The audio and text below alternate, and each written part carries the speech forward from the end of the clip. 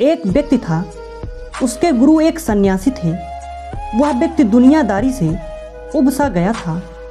वह अपने गुरु की तरह ही दुनियादारी को छोड़कर सन्यासी बनना चाहता था। उसने अपने परिवार को यह बात बताई तो सभी ने मना कर दिया, यह कहते हुए कि हम सब आपसे बहुत प्यार करते हैं। फिर उसने अपने गुरु को यह बात बताई, परंतु साथ ही कहा कि उनका घर परिवार, बच्चे और पत्नी उसे संन्यास लेने नहीं दे रहे हैं क्योंकि वह मुझसे बेहद प्यार करते हैं। गुरु ने कहा, यह किसी सूरत में प्यार नहीं है। गुरु ने उसे बहुत समझाया पर वह व्यक्ति नहीं मान रहा था। फिर गुरु ने कहा कि अच्छा ठीक है। गुरु जी उस व्यक्ति को मठ में ले गए। इसके बाद गुरु ने उसे योग विद्या सिखाई, जिससे वह अपनी सांसें रोककर मुर्दे जैसी अवस्था में घंटों तक रह सकता था। यह सब सिखाने के बाद गुरु ने उसे एक योजना बताई और उसे घर भेज दिया। दूसरे दिन वह व्यक्ति अपने घर पर मुर्दा पाया गया। परिवार के सारे लोग इकट्ठे हो गए। सभी रो रहे थे, विलाप कर रहे थे। वहीं उसकी पत्नी सबसे ज़्यादा दुखी हो रही थी। पूरे घर में कोहराम मच गया था।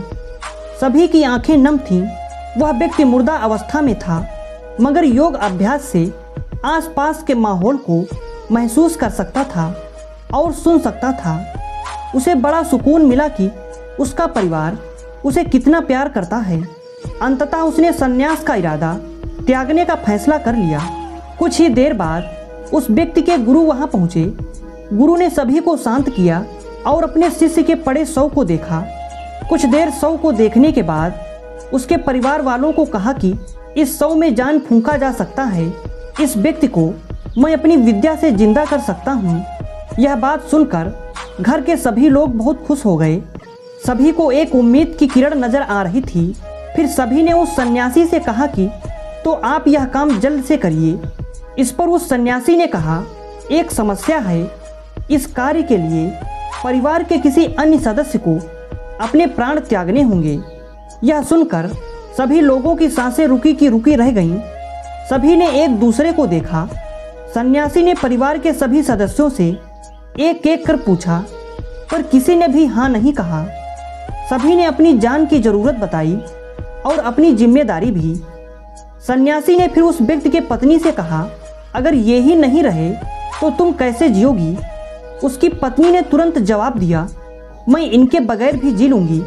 गुरु ने उस व्यक्ति के बच्चों से भी यही सवाल किया। उनका भी जवाब नहीं था।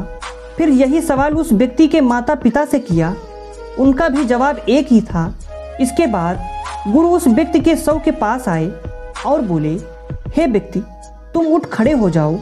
वह व्यक्ति उठकर बैठ गया। फिर उसके गुरु वहाँ से जाने लगे।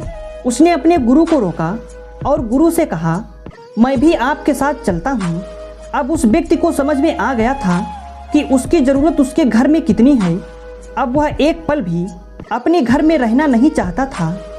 अगर आपको हमारी कहानी अच्छी लगी तो लाइक और शेयर ज़रूर करें और ऐसी ही कहानियाँ सुनने के लिए हमारे चैनल को सब्सक्राइब करना बिल्कुल ना भूलें।